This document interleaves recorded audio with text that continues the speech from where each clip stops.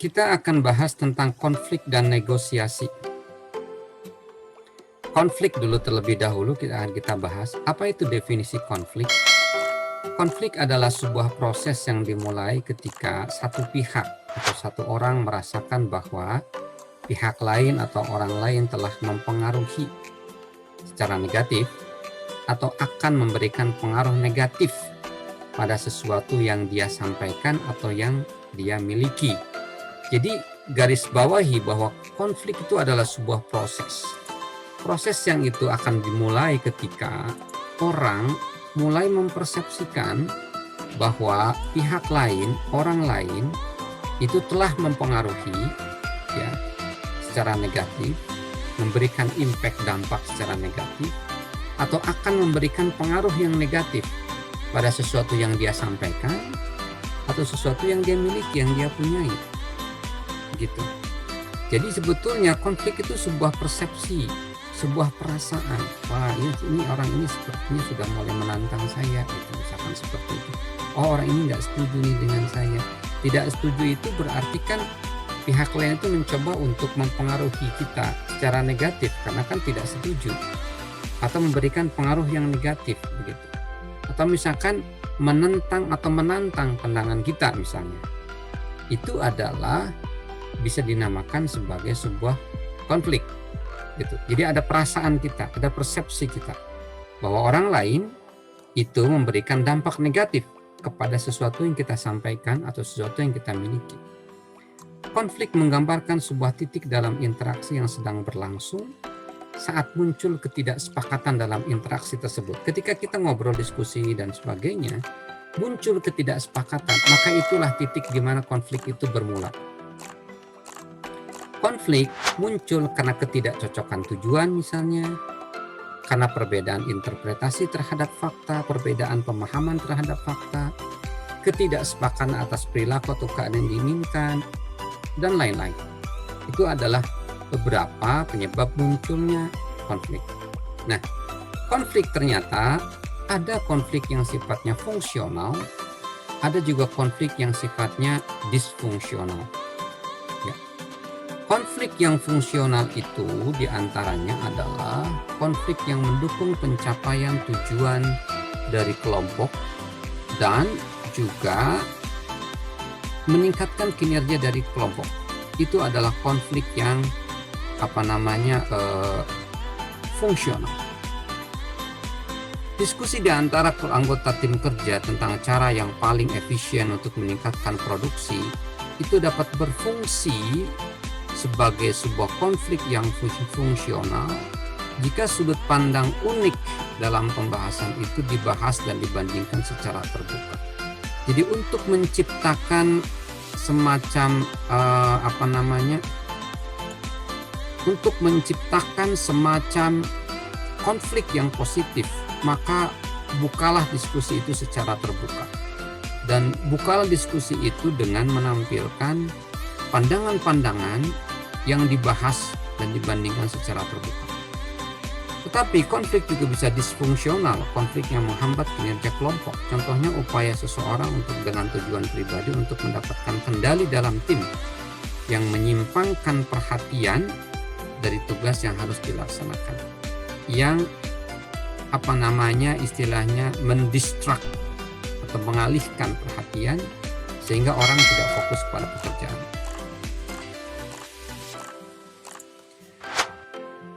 Berikutnya, pembahasan kita adalah tentang bagaimana hubungan antara konflik dengan kinerja, conflict and unit performance. Lihat ke sini, bahwa level of conflict itu dibagi yang rendah dan tinggi. Sementara kinerja dari sebuah unit, kinerja kelompok atau kinerja apapun itu diperlihatkan dalam bidang yang di kiri ini. Nah, ketika situasi A, lihat ke bawahnya, situasi A, konflik itu rendah atau tidak ada, maka konflik yang muncul itu sebutnya disfungsional. Jadi ketika sama sekali tidak ada konflik di dalam perusahaan, maka sebetulnya itu adalah disfungsional. konflik yang terjadi disfungsional. Yang muncul adalah, lihat sini, apathetic, stagnant, non-responsiveness to change, and lack of new ideas. Berarti karakteristik internal dari perusahaan tersebut, atau departemen tersebut, atau tim tersebut, yang pertama adalah apathetic, cuek, stagnan, tidak bergerak, tidak respon terhadap perubahan, dan kurang ide-ide baru. Maka keluarannya adalah kinerja dari unit tersebut atau dari kelompok tersebut itu rendah, low. Di sini nih, titiknya di low. Ini ketika yang A, lihat yang A nih. Level konfliknya rendah, tapi tingkat kinerjanya juga rendah. Karena konfliknya sangat rendah. Nah, sekarang yang B, lihat situasi B, tengah-tengah. B itu level konfliknya itu sedang. Ya, level konfliknya sedang, tipe konfliknya fungsional. Ya. Kinerjanya tinggi. Coba lihat sini. Kinerjanya tinggi, puncak tuh. Nah, biasanya di sini orang-orang yang terlibat di dalam tim tersebut, dia akan viable. Dia akan mempunyai sebuah pandangan ke depan untuk maju. Dia akan self-critical, dia akan mencoba untuk mengoreksi dirinya. Ada kira-kira kekurangan apa kita? Ayo kita perbaiki kekurangan kita. Kemudian berikutnya ada inovatif. Selalu mencari sebuah inovasi, penemuan-penemuan baru yang bisa dijual, laku di pasar. Ini adalah yang tipe B. Unit performance outcome-nya ini tinggi, high. Lihat sini puncaknya nih. Nih, tinggi. Oke. Sekarang situasi C. Situasi C ini level konfliknya tinggi. Tidak optimal tapi maksimal, high, tinggi. Tapi menjadi tipe konfliknya apa? Menjadi disfungsional. Menjadi tidak berfungsi, menjadi destruktif. Kenapa? Karena karakteristik internal di dalam unit tersebut disruptif. Disruptif itu saling mengganggu, merusak. Chaos, chaotic. Chaos itu tegang gitu, tidak nyaman. Kemudian uncooperatif, tidak kerjasama. Maka kinerja dari unit tersebut itu akan rendah, low. Oke. Jadi walaupun kita sangat bersemangat untuk memajukan perusahaan, ingin menciptakan produk-produk baru, tetapi ketika konflik yang dibangun, perbedaan pendapat yang dibangun di dalam tim, di dalam kelompok kerja itu terlalu tinggi, karena saking terlalu bersemangat, malah justru yang terjadi adalah performance-nya, kinerjanya itu adalah rendah. Malah yang terjadi adalah disruptif, chaotic, dan uncooperatif. Jadi ketika kita mempunyai ide di dalam sebuah kelompok, di dalam sebuah tim misalnya ketika nanti Anda bekerja, maka tetap berpegang bahwa tipe konfliknya harus fungsional dan level konfliknya harus optimal. Jangan rendah, jangan juga tinggi, jadi tengah-tengah. Berikutnya, klasifikasi konflik. Konflik itu pertama karena konflik tugas, terkait dengan isi, konten, dan tujuan pekerjaan. Contoh misalnya, ada sebuah tim yang anggota-anggota kelompoknya itu saling berkonflik untuk mencapai tujuan dari pekerjaan yang ditugaskan ke dalam tim tersebut. Konfliknya misalnya terkait bagaimana cara untuk mencapai tujuan pekerjaan, terkait dengan tujuan yang harus dicapai. Misalnya ada sebuah tim untuk membuat sebuah produk baru, maka dalam tim itu terbentuk sebuah konflik tugas ketika anggota A, B, C, D, dan E terlibat dalam diskusi yang intens tentang bagaimana tujuan dari tim kita. Apakah untuk membuat produk yang katakanlah kualitasnya kualitas yang top, apakah kualitas 1, kualitas 2, seperti itu. Itu adalah konflik terkait dengan tugas, terkait dengan konten dan tujuan pekerjaan. Yang kedua adalah konflik yang konflik hubungan, konflik relationship. Fokus pada konflik antar personal. Nah, konflik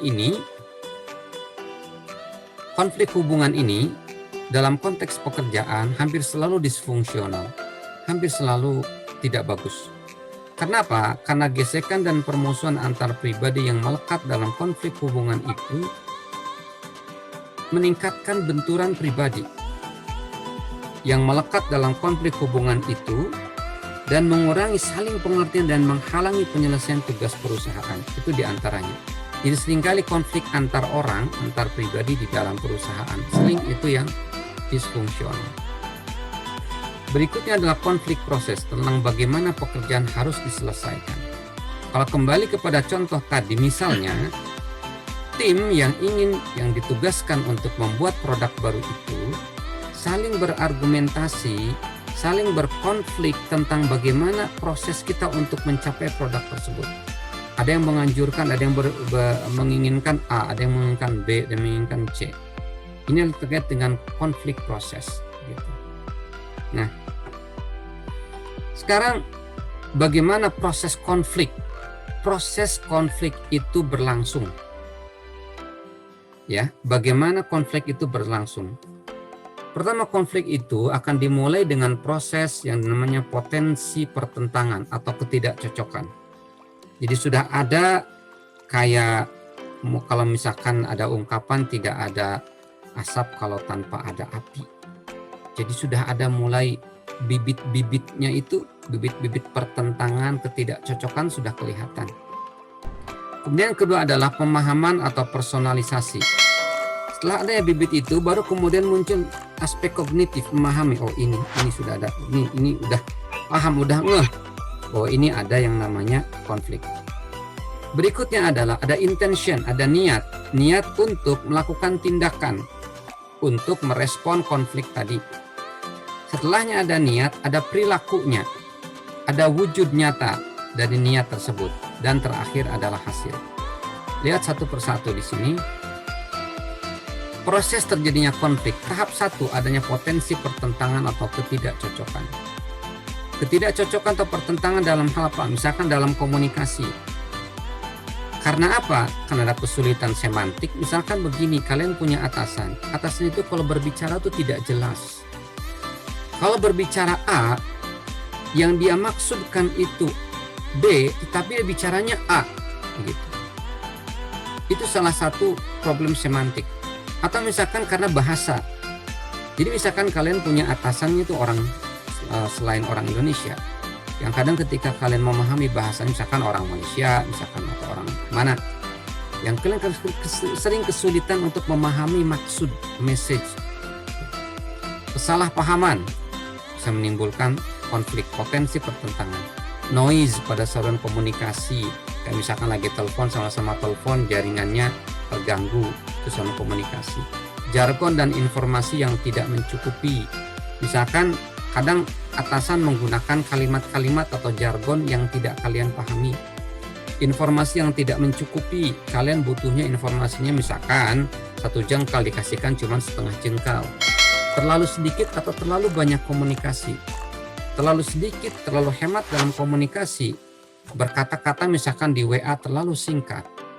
Itu juga bisa menyebabkan potensi pertentangan yang diakibatkan karena komunikasi. Atau terlalu banyak, terlalu panjang sehingga membingungkan orang untuk memahami tulisan di dalam WA tersebut misalkan. Itu dari komunikasi. Yang kedua adalah dari struktur. Struktur di dalam perusahaan, misalnya ukuran kelompok. Ukuran kelompok, tingkat spesialisasi dalam tugas yang diberikan kepada kelompok.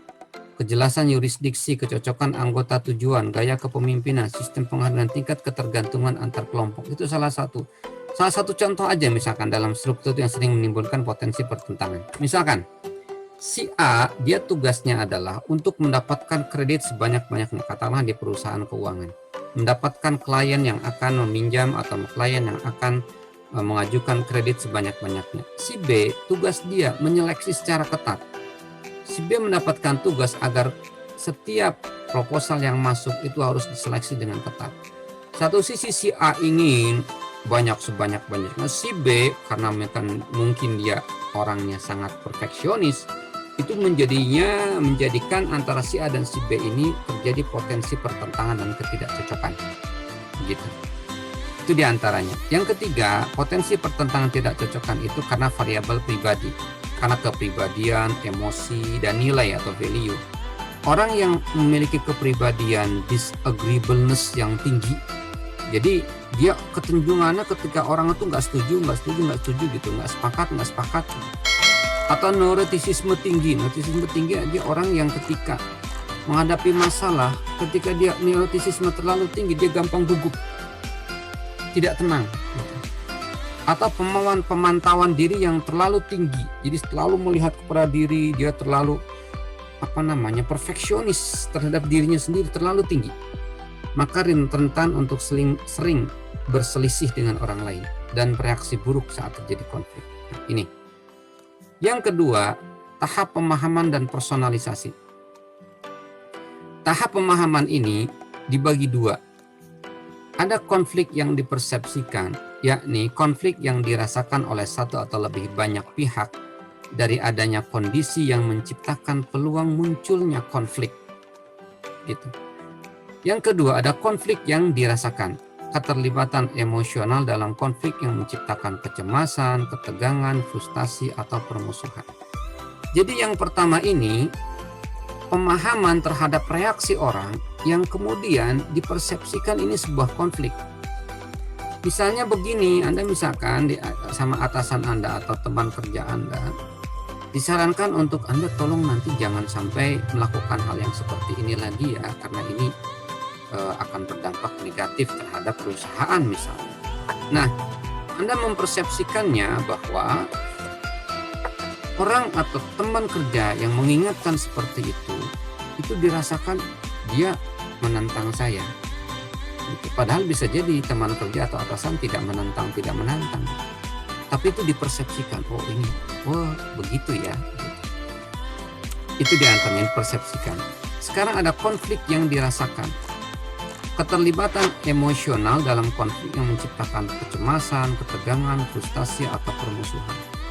Sudah mulai masuk ke dalam wilayah hati, sudah mulai merasakan ini benar-benar nih ada konflik. Tadi mau berpersepsi, ternyata misalkan sudah masuk ke dalam wilayah benar-benar ini terasa ada konflik, terasa ada pertentangan, terasa benar-benar dia mungkin melakukan sengaja untuk menghambat misalkan seperti itu. Ini adalah felt conflict atau konflik yang sudah benar-benar dirasakan. Nah, ketika dalam tahap konflik yang sudah benar-benar dirasakan ini, ya, maka tahap ketiga adalah ada intention, ada niat. Niat ini merupakan salah satu keputusan untuk bertindak. Ya, ini niat merupakan keputusan untuk bertindak dengan cara tertentu. Tahap yang berbeda, ini adalah tahap yang berbeda karena di dalam tahap intention ini kita harus menyimpulkan juga niat orang lain. Kita juga harus bisa melihat kira-kira orang lain responnya akan seperti apa terhadap tindakan kita. Ya. Dalam intention ini banyak konflik meningkat hanya karena satu pihak menempatkan persepsi yang salah kepada yang lain. Misalnya, ini dalam niat ini ada dibagi dalam beberapa tahap, nanti akan dijelaskan di bawah ini. Ya. Ada selisih antara niat dan perilaku. Jadi perilaku tidak selalu akurat mencerminkan niat seseorang. Ada perselisihan antara niat dan perilaku. Kita lihat aja dulu di sini. Coba lihat plototin ini. Ada dimensi dalam niat ketika menghandle konflik. Pertama, ada titik yang paling kiri. Ini artinya tidak mau bekerja sama. Yang kanan, lihat sini, plototin sini, ada yang kooperatif, artinya bekerja sama. Lihat di sini, ada unassertive, artinya tidak tegas. Mungkin bahasa lebih cepatnya tidak kekeh. Ada assertive, ini lebih tegas, lebih kekeh. Lebih maksa. Nah, ketika kita dihadapkan kepada sebuah persepsi tentang konflik atau tentang konflik yang sudah dirasakan, maka pilihannya yang pertama adalah avoiding. Lihat yang paling kiri bawah. Menghindar dari konflik. Jadi ketika misalnya, Anda contohlah satu kasus misalnya, Anda hendak pergi ke pasar. Karena Anda punya uang yang untuk ditagih di pasar dan itu perlu dilakukan. Misalkan seorang suami. Kemudian istri Anda misalnya mengatakan seperti ini, jangan ke pasar sekarang. Kondisinya sekarang lagi tidak aman. Banyak pandemi.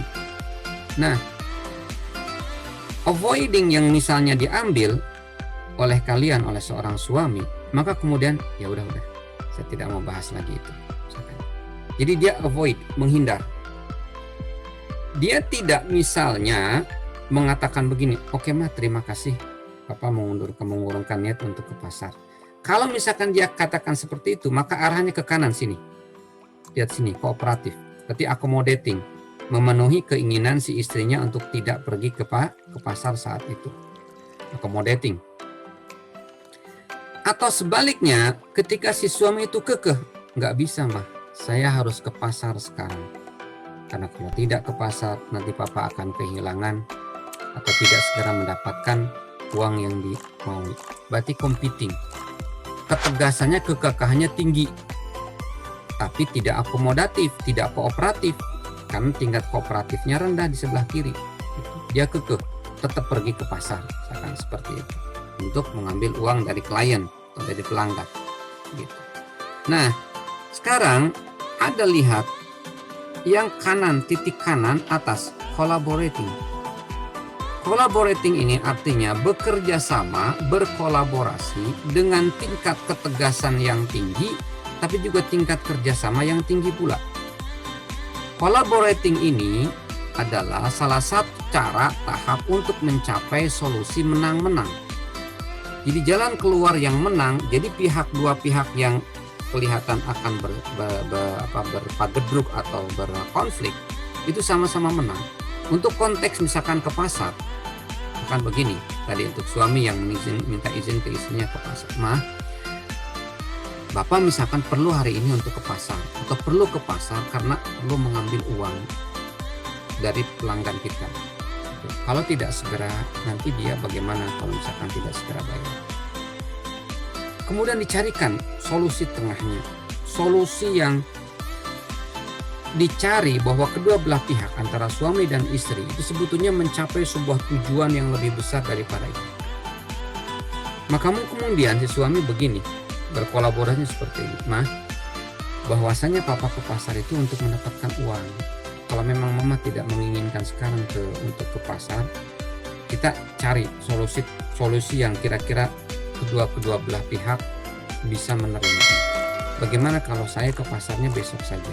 Saya tidak ke pasar, tapi tujuan saya adalah ingin mengambil uang tersebut. Dan saya akan telepon orang tersebut, nanti ketemuannya tidak sekarang dan tidak di pasar. Bagaimana kalau seperti itu? Nah, ini adalah kolaborasi. Keinginan si suami untuk mendapatkan uang itu bisa tercapai.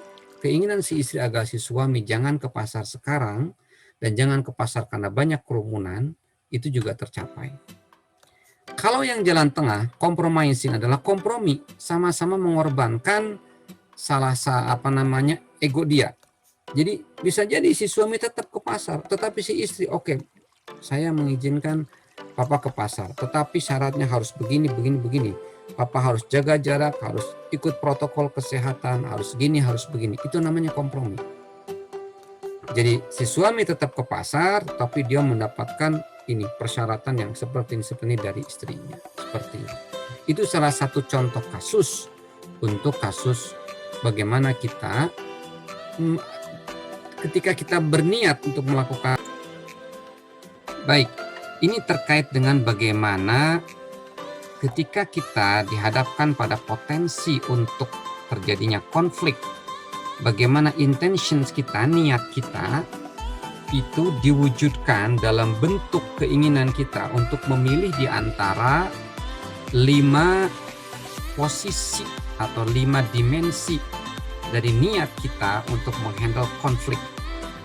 Begitu. Apakah kita akan menghindar, avoiding, atau kita akan mengakomodir, artinya kita mengikuti kemauan dari orang yang berpotensi konflik dengan kita, atau kita kekeh dengan keinginan kita, atau kita akan memilih solusi menang-menang dengan berkolaborasi, atau kita akan berkompromi untuk mengambil jalan tengah. Selanjutnya, tahap berikutnya di dalam proses terjadinya konflik itu adalah perilakunya. Jadi sebetulnya yang di awal yang saya kembali kejelaskan ke ini adalah intentions, ini adalah niat. Ini adalah niat ketika kita berniat untuk menangani konflik. Dan ini adalah perilakunya. Jadi perilaku itu berarti betul-betul action, tindakan yang benar-benar kita lakukan untuk memilih di antara yang 5 ini. Kita memilih di antara yang 5 ini. Nah, ketika kebanyakan orang memikirkan konflik, mereka cenderung fokus pada tahap keempat, karena disinilah konflik menjadi terlihat. Ya. Tahap sinilah perilaku ini akan kelihatan konflik itu akan terjadi atau tidak. Ketika dia mungkin kekeh terhadap pandangannya, udah kelihatan ini bahwa ini adalah bentuk-bentuk konflik yang nyata. Tahap perilaku meliputi pernyataan, tindakan, dan reaksi yang dibuat oleh pihak yang berkonflik, biasanya sebagai upaya terbuka untuk mewujudkan niat mereka sendiri. Mewujudkan niat yang 5 tadi yang dibahas dalam slide sebelumnya. Maka ketika diwujudkan perilaku tersebut, maka itu nyampe kepada tahap yang keempat adalah tahap perilaku. Akibat kesalahan perhitungan atau tidak terampil, perilaku terbuka terkadang menyimpang dari niat aslinya. Kembali ke slide sebelumnya, kadangkala kita sudah di dalam hati ingin kompromi atau berkolaborasi. Ya, ingin kompromi di sini atau berkolaborasi di atas kanan. Akan tetapi dalam kenyataannya terjadi kesalahan perhitungan atau kitanya tidak terampil untuk mengelola perilaku, tidak terampil untuk mengelola emosi. Akhirnya yang terjadi bukannya berkolaborasi atau bukannya berkompromi, tapi yang terjadi adalah dia misalnya tetap kekeh pada keinginannya, atau dia mungkin akomodir atau memenuhi keinginan dari orang yang berpotensi konflik dengan orang tersebut. Berikutnya adalah tahap hasil, outcome, luaran. Interaksi aksi reaksi antara pihak-pihak yang berkonflik yang kemudian menciptakan sebuah konsekuensi hasil. Hasil dari konflik itu, ya, hasil dari terjadinya proses di mana kita merasa bahwa kepentingan kita itu ditentang oleh orang lain, bisa jadi fungsional. Hasil konflik bisa jadi fungsional dengan tingkat rendah atau tingkat sedang. Dan konflik ini dapat meningkatkan efektivitas kelompok. Jadi ketika terjadi perbedaan pandangan dan kemudian perbedaan pandangan ini pada level yang rendah atau tingkatnya sedang, maka justru ini akan meningkatkan keberhasilan dari kelompok atau tim atau grup atau pekerjaan yang digarap. Konflik konstruktif bisa meningkatkan kualitas keputusan, merangsang kreativitas dan inovasi, mendorong minat dan keingintahuan di antara anggota, menyediakan media untuk menyebarluaskan masalah dan melepaskan ketegangan, dan mendorong evaluasi dan perubahan. Jadi sebetulnya perbedaan pandangan, disagreement, ketidaksepakatan di dalam tim terkait dengan masalah tugas, terkait dengan masalah bagaimana menyelesaikan tugas, terkait bagaimana pencapaian tujuan. Ini perbedaan pandangan ini malah ketika levelnya itu rendah atau sedang, itu malah justru konstruktif. Bisa meningkatkan kualitas keputusan, merangsang kreativitas dan inovasi, dan seterusnya. Konflik yang ringan juga dapat menimbulkan energi emosi sehingga anggota kelompok menjadi lebih aktif, bersemangat, dan terlibat dalam pekerjaan mereka. Jadi ketika ada perbedaan pandangan, dan perbedaan pandangan ini tidak meruncing sampai pada level konflik yang tinggi, maka justru ini adalah positif. Begitu. Tetapi ada hasil yang disfungsional, ada konsekuensi yang disfungsional, yakni muncul karena pertentangan yang tidak terkontrol yang akan melahirkan ketidakpuasan, yang memutuskan hubungan kebersamaan, dan akhirnya mengarah kepada kehancuran grup. Ketika ada dua kelompok atau dua orang yang berselisih tentang bagaimana menyelesaikan tugas ini, dan perselisihannya konflik ini memuncak pada level yang tinggi, maka ini akan memunculkan pertentangan yang tidak terkontrol dan akan melahirkan ketidakpuasan. Konflik yang disfungsional dapat mengurangi efektivitas kelompok. Dan konsekuensi yang tidak diinginkan adalah komunikasi yang akan muncul adalah komunikasi yang buruk, kurangnya kekompakan, pengorbanan tujuan bersama yang dikorbankan oleh perselisihan di antara anggota. Jadi ketika kalian di dalam tim, di dalam kelompok, di dalam keluarga termasuk di dalamnya, ketika ada perbedaan pandangan, itu jangan sampai dinaikkan kepada level konflik yang tinggi. Biasanya naiknya konflik ke level yang tinggi itu karena ada emosi. Jadi tahan emosi, jangan sampai emosi itu kemudian menyebabkan konflik yang seharusnya tidak pada level yang tinggi menjadi level yang tinggi. Bagaimana agar mengelola konflik tetap fungsional? Pertama, mulai kenali ketika ada ketidaksepakatan. Banyak konflik terjadi karena orang menggunakan kata-kata yang berbeda untuk membahas tindakan yang sama. Sebetulnya pembahasan untuk misalnya pencapaian tujuan dari perusahaan atau pencapaian tujuan dari organisasi atau pencapaian tujuan dari tim itu sebetulnya sama. Cuman cara menggunakan kata yang berbeda, cara pengungkapan yang berbeda, itu yang sering terjadi kemudian menjadi konflik. Sebetulnya antara pimpinan dan bawahan sama, ingin menuju kepada satu titik yang sama. Cuman karena bahasa mereka yang berbeda, itu sering kemudian menimbulkan konflik. Makanya ketika kita ada terjadi perbedaan, lihat ada persamaan nggak sebetulnya antara perbedaan yang kita kemukakan antara saya dengan Anda, ada persamaannya enggak? Manajemen konflik yang susah adalah mengenali perbedaan pendekatan ini dan berupaya menyelesaikan dengan mendorong keterbukaan, diskusi yang terbuka, dan lebih fokus pada interest, kepada kepentingan bersama daripada kepada masalah. Jadi ketika kita ada perbedaan pandangan, cara menyelesaikan masalah, maka buka diskusi yang terbuka. Fokus kepada kepentingan bersama, bukan fokus kepada perbedaannya tadi. Kedua, mintalah kelompok yang berlawanan memilih bagian dari solusi yang paling berharga bagi mereka. Dan kemudian fokus pada bagaimana masing-masing pihak dapat memenuhi keinginan utamanya. Jadi ketika misalnya Anda sebagai manajer tim dan ada dua kelompok atau ada dua orang yang saling berlawanan, maka kemudian pilihlah solusi yang kedua-duanya atau pilihan atau interest atau kepentingan atau keuntungan yang kedua-duanya ini sama, memiliki keuntungan yang sama, memiliki kecenderungan yang sama, memiliki tujuan yang sama. Maka fokuskan kepada tujuan yang sama tadi, gitu. Ketika ada dua orang, yang satu misalnya memilih untuk menyelesaikan pekerjaan A, maka dengan caranya harus cara B.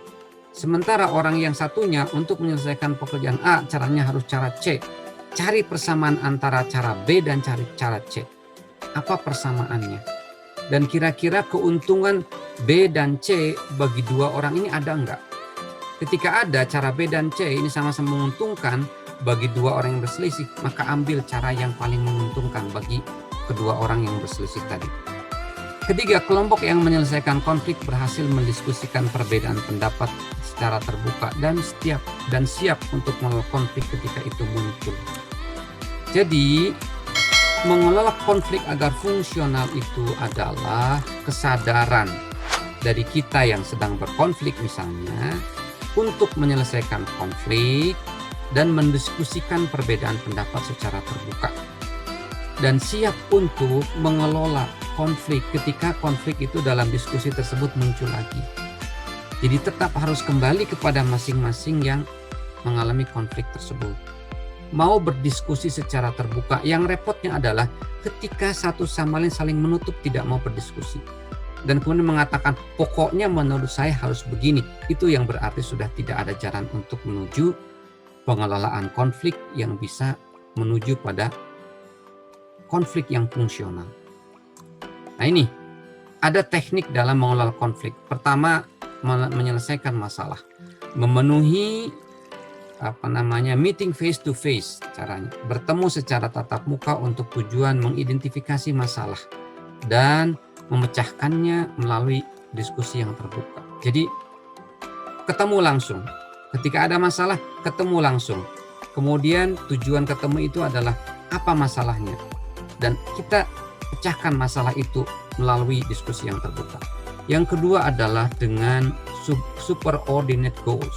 Artinya begini, creating a shared goal that cannot be attained without the cooperation of each of the conflicting parties.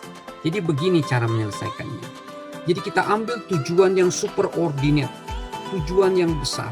Jadi sebetulnya ya penyebab konflik itu apa sih sebetulnya? Penyebab perbedaan pendapat itu apa sih sebetulnya dari dua orang ini? Oh ternyata dua orang ini mempunyai tujuan yang besar, tujuan yang sama. Kayak tadi contoh tadi. Contoh tadi, seorang istri yang melarang suaminya untuk ke pasar, ya, bukan bertujuan untuk menghalangi suaminya untuk mendapatkan uang. Boleh mendapatkan uang, tapi caranya jangan sampai ke pasar yang berpotensi dia tertular penyakit. Kan seperti itu. Maka itu adalah tujuan besar. Oke, sekarang tujuan besar itu ciptakan bahwa si istri ingin si suaminya selamat dari penyakit, dari wabah, tapi juga tetap dapat uang. Maka kemudian dipilih cara yang paling menyenangkan kedua belah pihak adalah tetap misalnya ke pasar, tapi ketemuan dengan orang itu di luar pasar, bukan di dalam pasar. Seperti itu. Itu adalah pendekatan dengan superordinate goals. Berikutnya adalah expansion of resources. Memperluas sumber daya. Expanding the supply of a scarce resource. For example, money, promotion, opportunity, office space. Jadi begini, ketika misalnya ada konflik, karyawan merasa nggak betah dan protes kepada atasannya, maka kemudian atasan bagaimana caranya untuk mensupport agar konflik itu jangan terus berlangsung. Selanjutnya, berikutnya adalah ketika teknik untuk memecahkan konflik adalah avoidance. Avoidance itu artinya menghindar, menarik dari atau menekan konflik. Ya udah, ketika misalnya lawan bicara kita tidak sepakat, ya udah kita diam aja, kemudian kita tidak mempedulikan dan kita tidak melanjutkan keinginan kita. Kita tidak melanjutkan diskusi atau debat kita. Itu namanya avoidance. Kita menghindar, kita menekan konflik. Berikutnya adalah smoothing. Smoothing itu memperhalus. Laying down differences while emphasizing common interest between the conflicting parties. Artinya gini, kita mencoba memainkan perbedaan sambil menekankan kepentingan yang umum di antara kelompok-kelompok yang berkonflik. Ini biasanya dilakukan oleh manajer.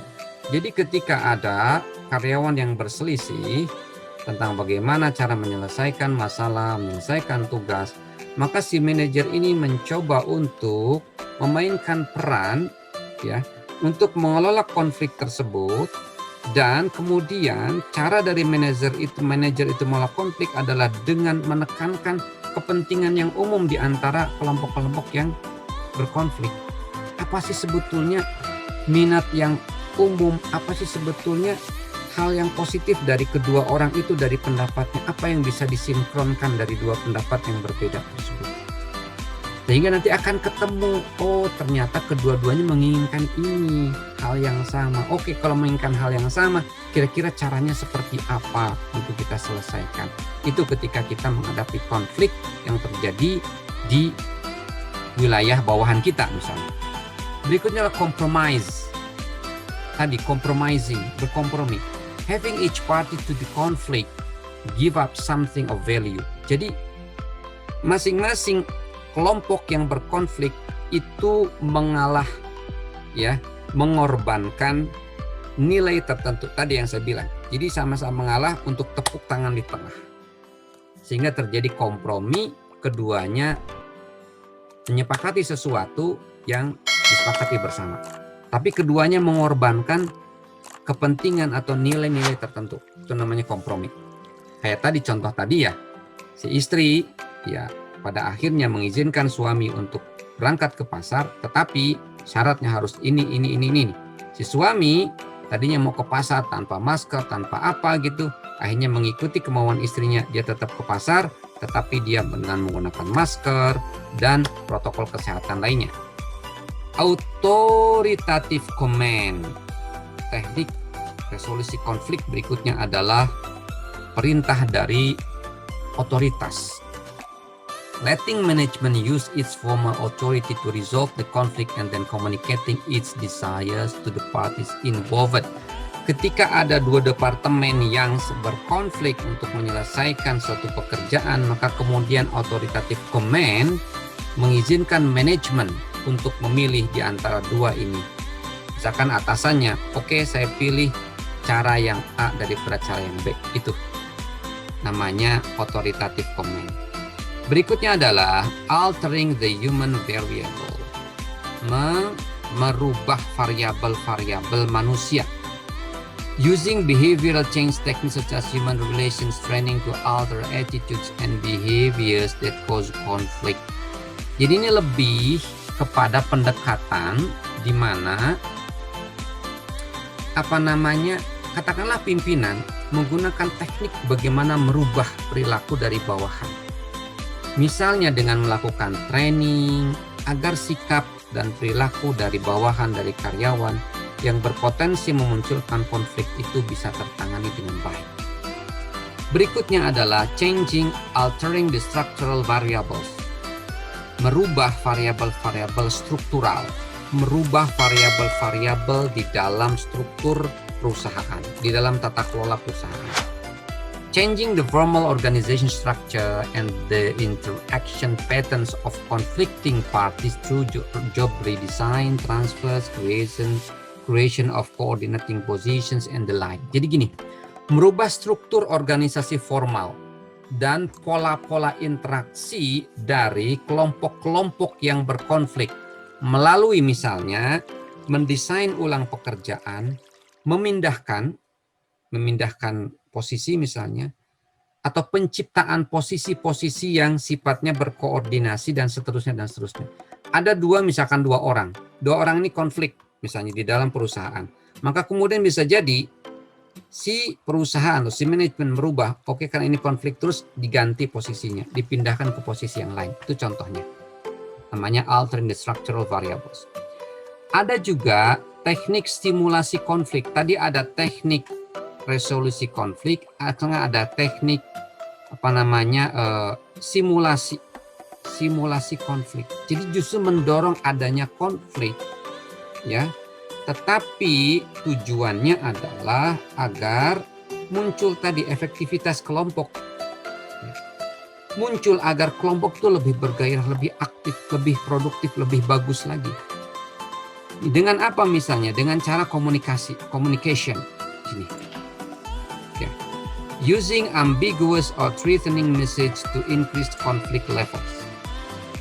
Misalnya, di dalam sebuah diskusi, seorang manajer misalnya kemudian memberikan ungkapan-ungkapan pesan-pesan atau hal-hal yang kemudian akan memunculkan kembali perdebatan di dalam diskusi tersebut. Tujuannya perdebatan itu mungkin untuk menghasilkan sebuah ide yang lebih bagus. Itu teknik menstimulasi konflik, mendorong konflik. Bringing in outsiders yang kedua, membawa orang luar masuk ke dalam. Adding employees to a group whose backgrounds, values, attitudes, and styles differ from those of present members. Menambah karyawan ke dalam sebuah kelompok yang background, nilai, sikap, atau gaya manajerialnya berbeda dari karyawan yang sudah menjadi anggota dari kelompok tersebut. Jadi untuk menstimulasi konflik yang positif, menstimulasi konflik yang konstruktif, yang fungsional, yang positif, yang bagus, maka bisa jadi seorang manajer, misalkan ini ada tim, ini timnya ini kok kurang begitu aktif, kurang begitu bergairah, lesu, nggak bersemangat, gitu. Maka bisa jadi dia mengambil satu orang untuk masuk ke dalam tim tersebut untuk menggairahkan, untuk menciptakan konflik, tapi konfliknya konflik yang positif, konflik yang menggairahkan, konflik yang akan menyebabkan kelompok ini menjadi aktif dan maju. Berikutnya adalah restructuring the organization, menata ulang struktur atau pola bangunan dari perusahaan. Misalnya realigning work groups, menata ulang kelompok-kelompok kerja, merubah aturan, menambah increasing interdependence, meningkatkan saling ketergantungan. dan membuat similar structural change to disrupt the status quo, atau membuat perubahan struktural yang serupa untuk dalam rangka merubah status quo. Ada keadaan misalnya di perusahaan ini kok tim-tim yang ada di dalam perusahaan ini tidak aktif, tidak bekerja secara efektif, tidak bekerja sama. Maka kemudian mungkin, ini kelompok-kelompok kerjanya kayaknya harus dirubah. Tadinya misalkan kelompok kerja ini terdiri misalkan bagian misalkan di dalam perusahaan. Ada kelompok kerja untuk menciptakan produk baru. Di dalam misalkan ada anggota tim yang khusus dalam bidang mesin misalnya, mana anggota tim dalam bidang IT, anggota tim dalam bidang SDM misalnya. Ternyata tidak aktif. Nah, mungkin harus dirubah nih komposisinya, ditata ulang. Kayaknya harus dimasukkan anggota tim yang mungkin dalam bidangnya misalnya dalam bidang komunikasi untuk bisa menjadikan tim ini menjadi lebih komunikatif, misalnya seperti itu. Kemudian appointing a devil's advocate. Appointing menunjuk advokat yang seolah-olah dia akan berbuat jahat. Ya. Designating a critic to purposely argue against the majority positions held by the group. Jadi begini, devil's advocate itu misalnya ketika di dalam satu kelompok nih ada diskusi tentang bagaimana cara menyelesaikan pekerjaan 5 orang ini misalnya. 5 orang sudah sepakat bahwa cara menyelesaikan pekerjaan ini dengan cara A. Seolah-olah sudah cara A itu yang paling benar. Nah, tapi ada orang yang, katakanlah orang yang kelima, dia seolah-olah merasa tidak setuju dengan pandangan 4 orang yang sudah sepakat untuk menyelesaikan pekerjaan ini dengan cara A. Maka yang satu yang orang kelima ini akan seolah-olah tidak setuju dan akan memunculkan reaksi dari 4 orang ini, dan kemudian akan terjadi diskusi lagi ya, dan bisa jadi kemudian ada revisi atau ada perubahan atau ada perbaikan dari cara menyelesaikan tugas tadi. Itu namanya devil's advocate. Jadi seolah-olah tidak setuju, kemudian menolak pandangan orang yang banyak, tapi tujuannya adalah agar pandangan tersebut lebih matang, lebih mantap, lebih terarah. Seperti itu.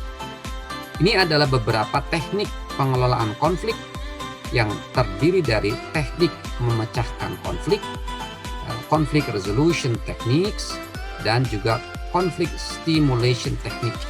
Gitu ya. Sekarang kita akan bicara tentang negosiasi dan bargaining. Negosiasi atau tawar-menawar adalah suatu proses di mana 2 atau lebih pihak bertukar barang atau jasa dan berusaha untuk menyepakati nilai tukar untuk mereka. Jadi ini lebih kepada seperti kita dalam hubungan transaksional dalam jual beli, atau misalnya di dalam kontrak. Kalian misalkan misalnya Anda ditawarin untuk mengerjakan satu pekerjaan, maka Anda melakukan negosiasi tawar-menawar. Tawar-menawar itu ada 2. Ada tawar-menawar distributif atau distributive bargaining, yakni negosiasi yang berusaha untuk membagi jumlah tetap sumber daya. Dan ini situasinya menang kalah. Contoh begini misalnya, si A dan si B, si A misalnya ingin membeli barang kepada si B. Oke, mobil misalnya, harganya 100 juta, si B menawarkan harganya 100 juta. Si A nawar, wah itu terlalu mahal 100 juta B. Saya mau 80 juta. Kata si B, waduh 80 juta itu terlalu murah. Saya tidak bisa mengeluarkan 80 juta. Oke deh kalau begitu kita ambil jalan tengahnya, 90 juta deh, deal. Kayaknya si B bilang oke deh, kalau begitu 90 juta kita. Nah itu namanya tawar-menawar distributif.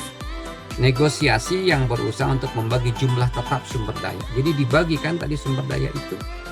Tadi sumber daya yang 20 juta itu kan dibagi 2 orang, jadi 10-10 gitu. Situasinya menang kalah. Gitu. Situasinya ada yang menang, ada yang kalah. Bisa jadi tadi ketika tawar-menawarnya pada akhirnya jatuhnya tetap angka 80 juta, itu namanya distributive bargaining. Gitu.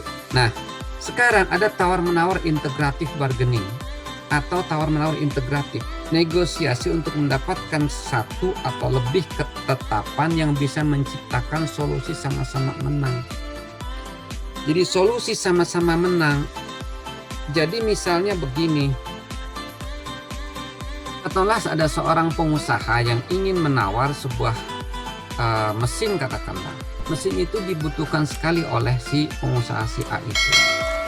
Tetapi mesin itu misalnya dalam posisi yang masih harus diperbaiki. Nah, mesin tersebut dimiliki oleh si B. Nah, si B ini sebetulnya masih memerlukan mesin itu. Ya.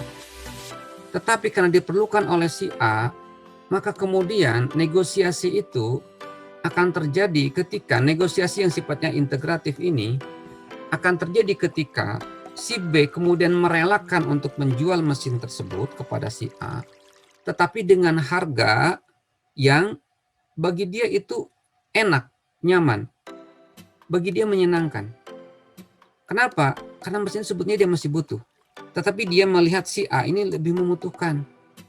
Oke deh, misalkan gini kata si A itu pada akhirnya, B gitu, saya mau beli mesin ente deh, ini harganya berapa sih?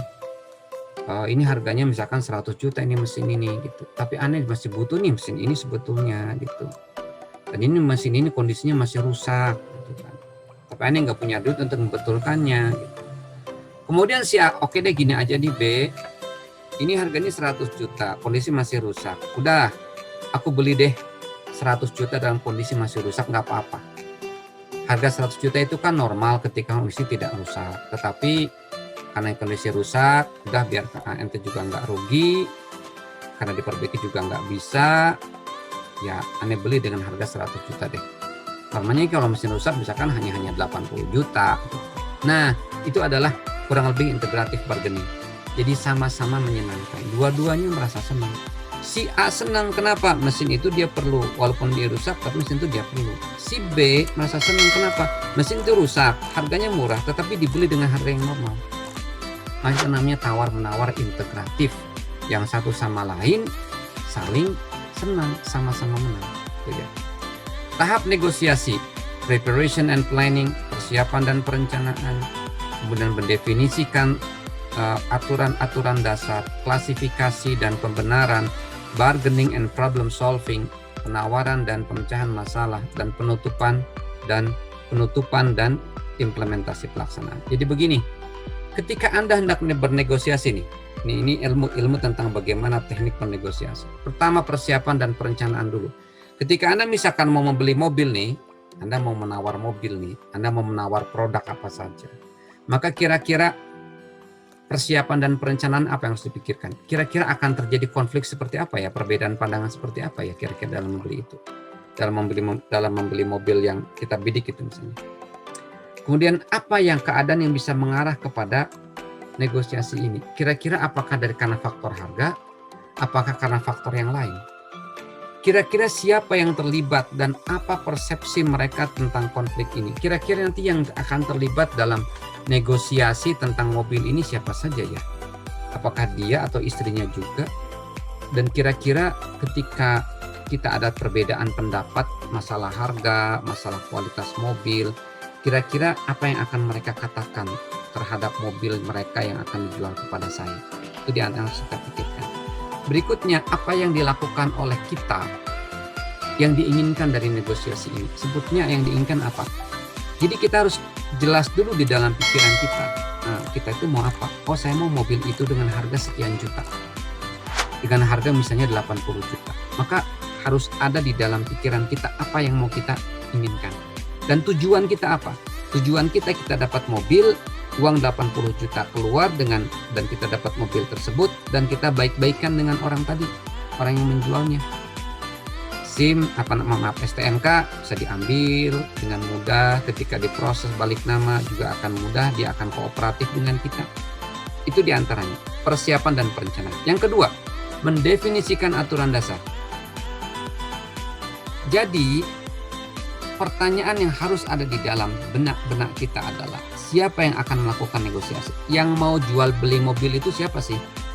Saya misalnya kalian, kita, atau bisa jadi kalian akan mengutus bawahan.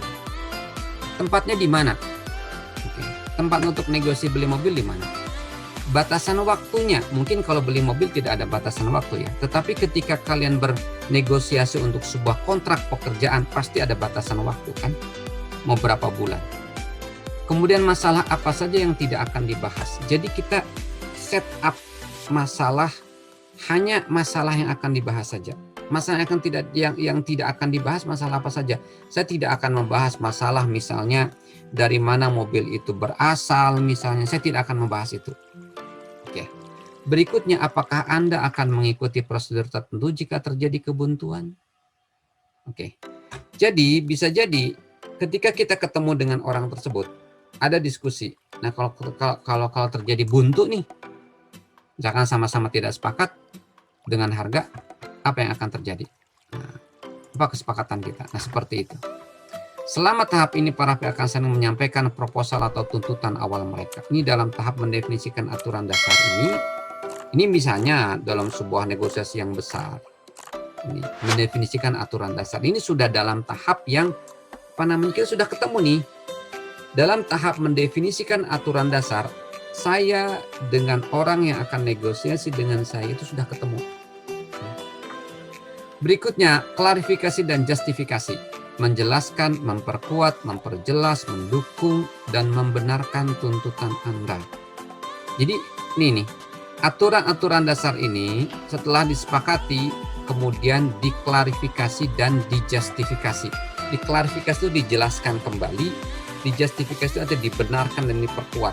Oke ya, kita sepakat ya, bahwa kita negosiasi tentang kontrak ini atau tentang pembelian ini adalah poinnya adalah A, B, C, D. Namanya klarifikasi dan justifikasi. Berikutnya adalah perundingan dan pemecahan masalah. Inilah inti dari proses negosiasi adalah memberi dan menerima dalam upaya untuk membuat kesepakatan. Disinilah kedua belah pihak perlu membuat sebuah konsesi, kesepakatan. Nah ini, berunding dan memecahkan masalah. Ini adalah tahap berikutnya. Ini adalah tahap yang intinya. Misalkan tadi, nawar-menawar mobil. Ya, tawar-menawar mobil atau tawar-menawar untuk kontrak yang akan misalnya kalian terima. Misalkan Anda semuanya ini, misalkan mahasiswa saya ini misalnya mendapatkan kontrak untuk melakukan sebuah pekerjaan misalkan pendampingan atau pekerjaan untuk menjadi tim ahli, misalkan tim ahli dalam bidang SDM, di bidang lingkungan, di bidang apapun. Dan terakhir adalah penutupan dan implementasi.